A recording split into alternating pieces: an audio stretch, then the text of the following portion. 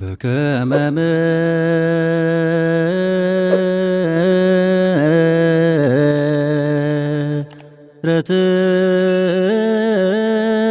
ምሕረትከ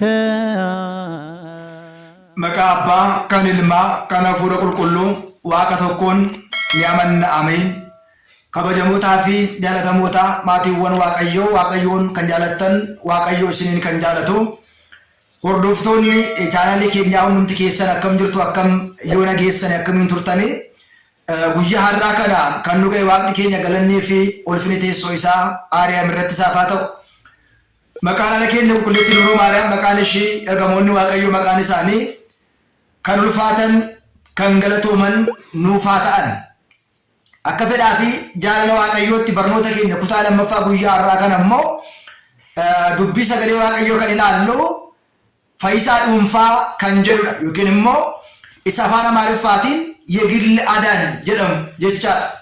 Egaa akkuma beekamu bara kana keessa shakkitoonni ka'an gooftaa kan dhuunfaa kee taasifadhu yookiin immoo fayyisaa dhuunfaa kee taasifadhu jechuudhaan dubbatu.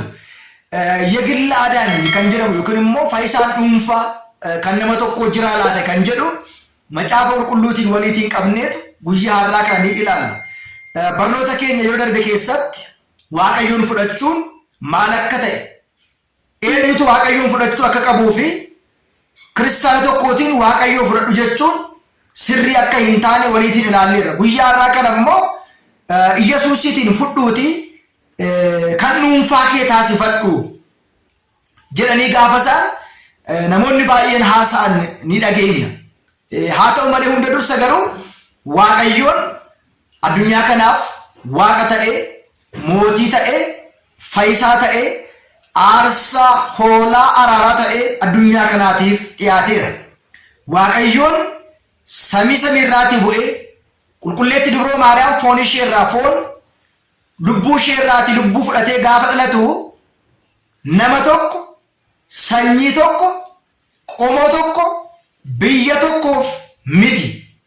Waaqayyoon samii irraatii bu'ee qulqulleetti haala keenya qulqulleetti dubroo maariyaam irraa foon ishee irraa foon lubbuu ishee irraa lubbuu fudhachuun isaa addunyaa badee jiru sababa addaamii fi hewaanitti balleessa addaamii fi hewaanitti addunyaa irra murtoo gahee jiru kanaatiif fayyisuudhaaf dhiifama gochuudhaaf waaqayyoon samii irraatii bu'ee qulqulleetti dubroo maariyaam irraa foon ishee irraa foon lubbuu ishee irraa lubbuu fudhatee kan inni dhalate kan inni suuta guddate kan inni cuuphame qaraaniyoo irra oolee dhiiga isaa lolaasee lafee isaa cabsee addunyaa kana kan inni fayyise nama dhuunfaadhaaf yookiin immoo nama tokkoof miti.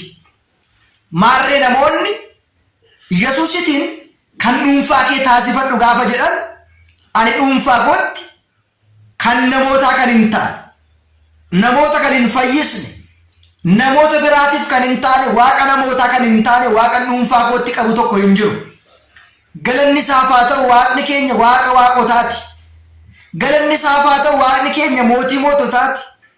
Galanni isaaf haa ta'u fayyisaan keenya fayyisaa addunyaa malee fayyisaa nama dhuunfaa yookiin immoo qomoo tokko yookiin immoo sanyii tokko yookiin immoo hidda tokko miti fayyisaan. Isa kanaatiif egaa maatiiwwan waaqayyoo macaafni qulqulluu maal jedha seetan? Tokkoffaa lammaffaa Qorontos boqonnaa 5 lakkoofsa 14 kaasne gaafa ilaallu inni tokko addunyaa hundumaatiif du'ee jedha. Du'uun isaa addunyaa hundumaaf beenyaa yookiin immoo gatii ta'e waan argameedhaaf faayidaa guddaa waan qabuudhaaf boqonnaa guddaa waan qabuudhaaf jireenya guddaa waan qabuudhaaf nageenya guddaa waan qabuudhaaf tasgabbii guddaa waan qabuudhaaf du'uun isaa nuuf faayidaa guddaa qaba. Kanaafidha duuni Kiristoos nuuf bu'aa qaba. የክርስቶስ ሞት ለኛ ጥቅም ነው jedhee akkuma qulqullichi Phaawulos dubbate.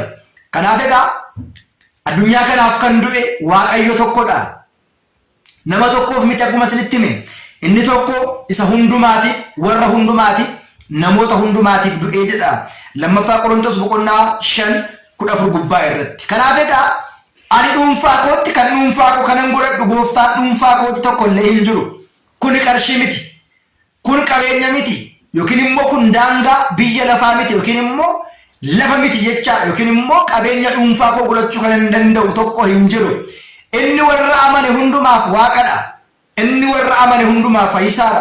Inni warra amane hundumaaf waaqa nagaa kennu. Inni warra amane hundumaaf waaqa tasgabbii kennu malee waaqa dhuunfaa yookiin immoo waaqa nama dhuunfaa miti. Galanni isaaf haa ta'u. Waaqa waaqotaati. Gooftaa gooftotaati. Mootii moototaati. Fayyisaa addunyaati malee fayyisaa nama dhuunfaa miti. Gooftaan keenya qorichi keenya Iyyasuus Kiristoos. Inni biraan wangeela Maatewos boqonnaa 27:33 kaasnee gaafa ilaallu gooftaan keenya qorichi keenya Iyyasuus Kiristoos kabajni isaaf haa ta'u Golgootaa bakka buqqee mataatti yookiin immoo bakka buqqee mataa mallattoon buqqee mataa jirtutti ol ba'ee jira fannifamuudha. Inni kun maal nu agarsiisa? Yeraasqin yookiin immoo bakka buqqee mataa bakka Golgootaatti gooftaan keenya ol ba'ee kan inni fannifameef maaliifidha jennee gaafa ilaallu walakkeessa lafaa yookiin immoo iddoo buqqee mataa jennee wangeelli keenya kan nu barsiise maaliifidha? Waaqayyoon fannifamuunsaa adiidhaafis gurraachaafis abashaadhaafis faranjiidhaafis isa amaneefis isa hin amanneefis isa amantaa qabuufis isa amantaa hin qabneefis walqixa waaqa ta'uusaa fi waaqayyoon nama kan gargar adda hin qoonne isa qabeenya qabu isa qabeenya hin qabu isa beekaa isa wallaalaa isa guddaa isa xiqqaa isa adii isa gurraacha isa diimaa isa magaala otoo hin jedhin waaqayyo addunyaa hundumaatiif fayyisaa ta'ee beenyaa ta'ee hoolicha araraa ta'ee dhiyaachuusaa kan nu barsiise yookiin immoo kan gatii guddaa nu baase kanaafidha. Kanaaf egaa namoonni hin beekne namoonni macaafni qulqulluun isaaniif hin galle namoonni macaafa qulqulluu hin fudhanne Yesuus hin fudhuuti kan dhuunfaa kee godhadhu jedhanii gaafa isaan haasa'an ni dhageenya. Kanaaf egaa jechi kun kamsumarraayyuu bu'uurumarraayyuu dogongoraa fi dogongora guddaa ta'uusaa kiristaanni tokko egaa akkuma beekamu waaqa walooni yookiin immoo waaqa waloo kan walii keenyaa jechaa fayyisaa hunda keenyaa mootii hunda keenyaa waaqa hunda keenyaa malee kan dhuunfaa keenyaa akka hin qabnee fi dhuunfaatti nuun kan nu fayyisu warra kaan kan hin fayyise nuun kan dhaga'u warra kaan kan hin dhageenye nuun kan gargaaru warra kaan kan hin gargaarre waaqa akkasii hin qabnu. Waaqni keenya ija laalee hin murteessu, qabeenya laalee hin murteessu, qooqa laalee hin murteessu, dhaabbata laalee hin murteessu yookiin immoo haala ilaalee waaqa murteessu ta'uu hin ta'in waan hundumaa keessatti arjummaa isaatiin, fedha isaatiin, dhiifama isaatiin warra isa duukaa bu'uu fi warra isa amanuudhaaf jireenya kan kennu waaqa bara baraa mootii bara baraa ta'uusaa waaqa dhuunfaa otoo hin ta'in waaqa hundumaa. Waaqa namoota dhuunfaa otoo hin ta'in waaqa namoota hundumaa amananii ta'uu isaatiin namoonni baay'een kan dhuunfaa kee godhuu yommuu isaan jedhan kan dhuunfaa keenya gochuu hin dandeenyu kan hundumaati kan warra amaneeti kan warra isa amanuu hundumaati malee kan nama dhuunfaa akka hin taane beekuun waaqayyo qabeenya miti kan dhuunfaa keenya hin godhannu. Eeyyee namoonni qabeenya dhuunfaa isaanii lafa dhuunfaa isaanii konkolaataa dhuunfaa isaanii gamoo dhuunfaa isaanii waan ittiin jiraatan kan dhuunfaa isaanii jiraachuu beekumsa dhuunfaa qabeenya dhuunfaa qabaachuu danda'u. Waaqa dhuunfaa hin qabnu waaqa waloo malee kan hunda keenyaa malee kan nama dhuunfaa hin qabnu. Otoo akkas ta'e immoo inni qabeenya isa malee inni qabeenya qabu isa malee inni qabeenya qabu isatti buleet inni qabeenya hin qabnee fi hiyyeessi sooressi garaagar ba'ee warri qabu isa amana warri hin qabne immoo isa hin amanu. Bifa kanaatiin ta'a ture jechaadha. Waaqayyo garuu akkana godhee hin dhufne bishaan hundumaaf laate qilleensa hundumaaf laate aduu hundumaaf baase bokkaa hundumaaf roobse waqtiiwwan jiran hunduma isaa hundumaatiif dabareedhaan waaqayyoon addunyaa hundumaatiif laate. Itti amanuuf ittiin jiraachuun garuu kan hunda keenyaa ta'a. Fedha keenyaan garuu amanuudha. Fedha keenyaan garuu isa duukaa bu'uudha. Fedha keenyaan garuu isaatiin jiraachuudha malee waaqayyo dhuunfaa amantaa dhuunfaa hin qabnu kan waloo fi waaqayyo waloo malee kan dhuunfaa keenya kan hin qabaanne ta'uun isaa beekame. Waaqayyoon kan hunda keenyaa waaqayyoon kan nu du'e hunda keenyaati. Waaqayyoon kan nuuf du'e fannoo irra kan oole dhiiga isaa kan lolaase lafee isaa kan cabse hunda keenyaaf ta'uu isaa barree waaqayyo dhuunfaatti amanuu hin qabnu waan ta'eedhaaf warreen akkasii kun warreen dogongorsa akkasii fidan kun shakkitoota akkasii irraa of eegganne waaqa waloo keenyaa waaqa hunduma keenyaa addunyaadhaaf du'e hundumaaf du'ee dhiiga isaa lolaase kan amanne amantaatti cimnee dhaabachuun barbaachisaadha. Deebii akkasii kana immoo gaaffii akkasii kanaatiin deebii akkasii argachuudhaaf yeroo hundumaa miidiyaawwan keenya sabiskiraayibii fi sheer laayikii gootanii akka nu hordoftan isin beeksisaa.